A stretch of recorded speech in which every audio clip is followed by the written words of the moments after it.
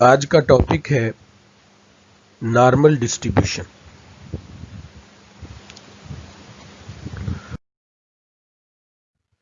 First year की जो statistics की बुक है उसका इख्तिताम जिस चैप्टर पर हुआ है उसमें हमने बाइनोमियल डिस्ट्रीब्यूशन पढ़ी है और हाइपर ज्योमेट्रिक प्रोबेबिलिटी डिस्ट्रीब्यूशन पढ़ी है। आज हम सेकंड ईयर की जो पहला चैप्टर है जो चैप्टर नंबर 10 है उसका नाम है नॉर्मल डिस्ट्रीब्यूशन। तो नॉर्मल डिस्ट्रीब्यूशन में और जो पिछली हमने दो डिस्ट्रीब्यूशन पढ़ी हैं फर्स्ट ईयर के अंदर बाइनोमियल और हाइपर, इनमें फ़र्क ये है कि नॉर्मल डिस्ट्रीब्यूशन कंटिन्यूस डिस्ट्रीब्यूशन है, जबकि बाइनोमियल और हाइपर ज्योमेट्रिक जो हैं ये दोनों डिस्क्रीट डिस्ट्रीब्यूशंस हैं। तो नॉर्मल प्रोबेबिलिटी डिस्ट्रीब्यूशन को समझने के लिए जो इसके बुनियादी फार्मूले हैं हम पहले वो करेंगे।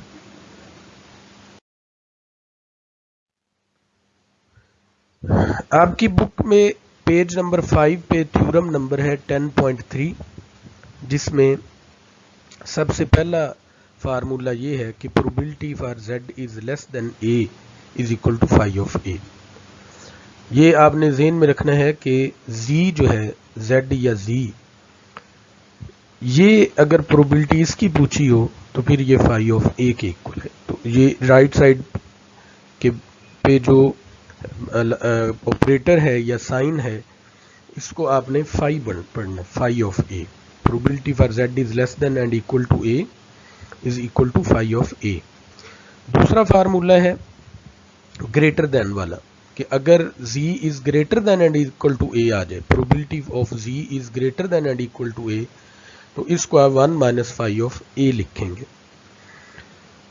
तीसरा है कि अगर a और b के दरमियान हमने प्रोबेबिलिटी निकालनी हो कि z की वैल्यू a और b के दरमियान है, तो फिर आप phi of b minus phi of a करेंगे, यानी जो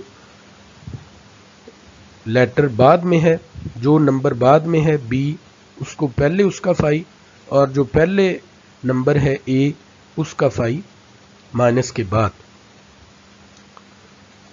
फिर इसी के साथ ही थ्योरम 10.4 है, जिसमें सबसे पहली चीज़ है कि phi of minus a is equal to 1 minus phi of a।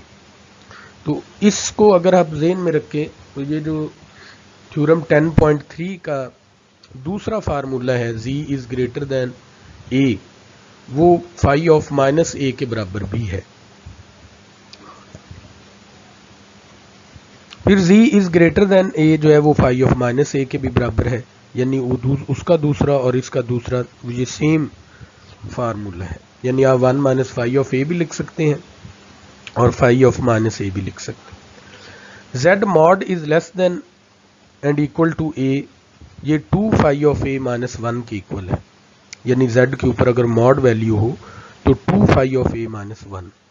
चौथा फार्मूला है z mod is greater than and equal to a, ये है 2 फाई ऑफ माइनस a।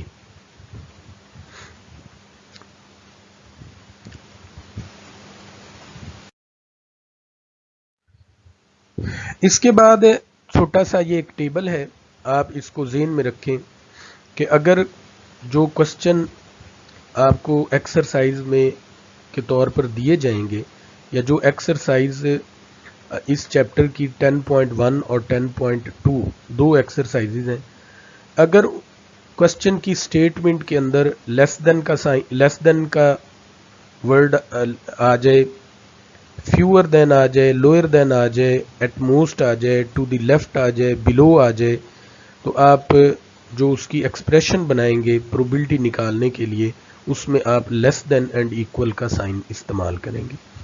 और अगर क्वेश्चन के अंदर more than, greater than, higher than, at least, to the right, over, exceed आ जाए, फिर आप ग्रेटर देन एंड इक्वल का साइन इस्तेमाल करेंगे।